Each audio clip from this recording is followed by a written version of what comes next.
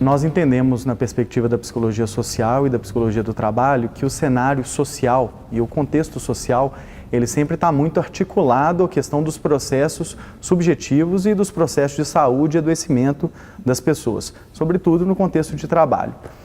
Eu entendo que talvez a porta de entrada para a gente poder pensar a questão do adoecimento mental, do sofrimento psicológico advindo da situação de desemprego e também do sofrimento gerado pela situação geral de desemprego no país, a porta de entrada para isso tudo é a discussão sobre o significado do trabalho na nossa vida e o significado do trabalho na vida humano-societária.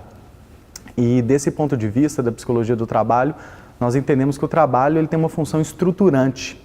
Então, o trabalho é uma categoria central de desenvolvimento da personalidade, da identidade.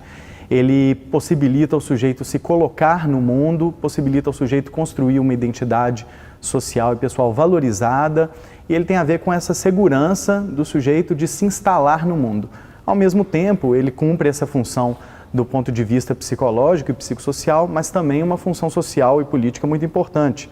O trabalho é a categoria, a atividade que assegura a vida em sociedade e assegura a produção de todas as coisas que são úteis à nossa vida em sociedade. Então, quando a gente olha para o trabalho, pensando que o trabalho é relevante, importante e central numa perspectiva material de assegurar a existência em sociedade, na perspectiva psicossocial da construção dos laços sociais e também numa perspectiva mais individual, mais psicológica, no sentido de que ele participa de forma realmente muito importante e significativa no processo de construção identitária e da subjetividade e da autoestima, abre-se um leque de outras possibilidades de análise do que seria o impacto da ausência do trabalho para a vida de uma pessoa. Vinícius de Moraes, quando escreveu uma poesia chamada Operário em Construção, imortalizou uma passagem que é realmente muito importante e que manifesta essa condição estruturante que o trabalho tem na nossa sociedade e para cada um de nós. Ele dizia que o operário passou a reconhecer, de uma forma extraordinária, que ele faz a coisa e a coisa também faz o operário. Esse duplo movimento que o trabalho gera, de me permitir me colocar no mundo e operar transformações no mundo, implica outro momento que é a transformação de mim mesmo. Então o trabalho como atividade fundante desse ser humano, desse ser social, ele é uma categoria chave para a gente poder entender os processos de tornar-se ser humano na nossa sociedade. Daí então, se o trabalho tem essa importância vital e ele é praticamente um impulso de saúde, da construção pessoal, da necessidade de construir a própria história, imagine a situação de alguém que está privado de trabalhar. Essa situação hoje do trabalhador em situação de desemprego. Aquele trabalhador que não pode participar desse intercâmbio social e material que é a atividade de trabalho, que não se sente pertencente ao gênero humano nessa inscrição simbólica, social e material que é o trabalho. No Brasil, por exemplo, mais ou menos na década de 80, foi fundada uma disciplina específica chamada Psicopatologia do Desemprego, bem na vertente da psicopatologia do trabalho, para estudar especificamente os efeitos deletérios da situação de desemprego sobre a saúde mental dos trabalhadores. Então, esse momento, na década de 80, é um momento muito importante, porque sinaliza que a situação de desemprego é também uma situação vinculada aos processos de adoecimento psicológico. E, claro, os estudos científicos e a revisão de literatura vêm indicando um conjunto de elementos sempre presentes nas vivências de trabalhadores em situação de desemprego. A primeira delas, a situação da precariedade material. O trabalhador, quando está numa situação de desemprego, não tem assegurado os meios suficientes para poder existir. Quiçá quando ele está empregado, ele ainda muitas vezes nem tem esses meios da forma que gostaria para poder subsistir e ter uma vida digna. Numa situação de desemprego, isso ainda é agravado e muito pior, principalmente com o passar do tempo, em que se consolida uma situação que a gente chama de desemprego de longa duração, aquele desemprego por um período maior do que 6 meses. Nesse período acontece um segundo Um segundo processo, que já acontece desde o início, mas acontece com mais gravidade aí, a partir de 6, 7 meses de desemprego, que é o fato da pessoa, de alguma forma, ir se desvencilhando e desvinculando de outras relações sociais.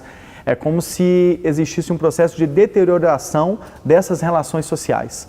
Então a pessoa fica cada vez mais fragilizada, inclusive porque ela vai perdendo uma rede de apoio social que é fundamental para a construção da identidade, que é fundamental para a construção da saúde. Junto disso, o processo que segue adiante é exatamente o processo no nível psicológico. A pessoa começa a duvidar da própria capacidade que ela tem de se inserir no mercado de trabalho e daí ela começa a duvidar da sua capacidade de forma geral, começa a imaginar que não é capaz de fazer as coisas, que nunca será chamada para uma vaga de emprego e isso cria um círculo vicioso em que cada uma das entrevistas em que a pessoa não é selecionada, nesses processos seletivos, ela se sente ainda mais frustrada e passa a viver uma situação que é uma situação muito comum para os trabalhadores em situação de desemprego, que é a situação da vergonha e da culpa. É uma situação dominada pelo sentimento de vergonha, de culpa e, de forma geral, uma situação de humilhação social. Claro que na nossa sociedade a gente tem, de forma muito intensa, inclusive, estereótipos, preconceitos e um conjunto de processos de exclusão e de discriminação que atingem o trabalhador na situação de desemprego. É muito comum para cada um de nós ouvir as pessoas dizendo alguma coisa do tipo fulano não trabalha porque não quer, fulano não trabalha porque não quer pegar no pesado, não quer dar conta do serviço, porque ciclano é mole. E na verdade, esses julgamentos, esses juízos de valor, eles só têm lugar quando a gente não conhece exatamente a história das pessoas. O estigma sobre os trabalhadores em situação de desemprego, sobre o desempregado, ele é uma construção social, política, histórica, cultural, inclusive. Então, é uma tarefa realmente muito difícil enfrentar a estigmatização e esse processo de exclusão dos trabalhadores desempregados. Me lembro aqui de uma frase de um trabalhador que eu entrevistei em um dos estudos sobre desemprego, me dizendo inclusive isso, que as pessoas olhavam para ele de uma forma diferente.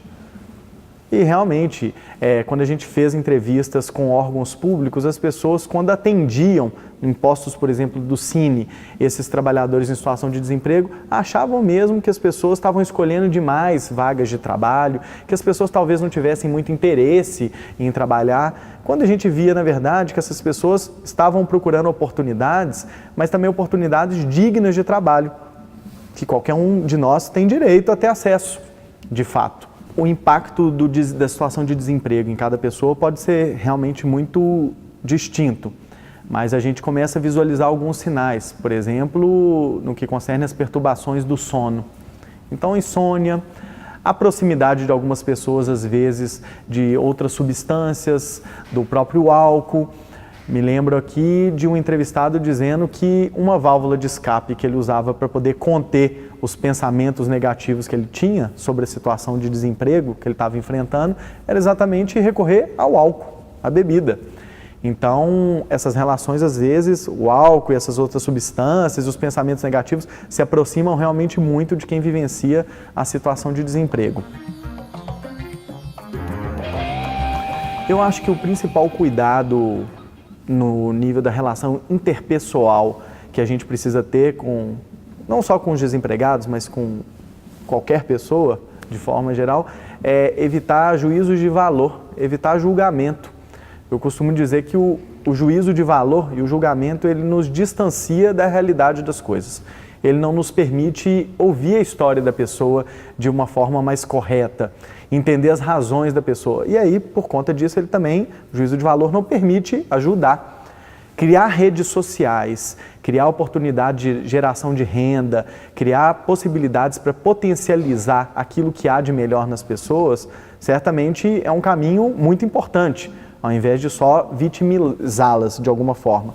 Claro que todos nós estamos expostos a uma situação, uma conjuntura nacional e internacional muito difícil, mas a gente precisa buscar alternativas de forma coletiva e social. Inclusive para a gente não ser refém de propostas que surgem como desse discurso de ser empreendedorismo de si mesmo, que tenta resolver muitas vezes situações sociais com propostas no nível individual, o que pode ser um grande problema também, porque isso inclusive pode reforçar esse sentimento de culpa e de vergonha das pessoas, de que elas não conseguem ter acesso a um trabalho porque elas não dão conta. Então elas reforçam esse sentimento de culpa. A gente tem que trabalhar numa outra direção, criando redes sociais que permitam às pessoas regressar para o mundo do trabalho e regressar com dignidade, redescobrindo também aquilo que elas têm de melhor para poder oferecer para elas e para o mundo.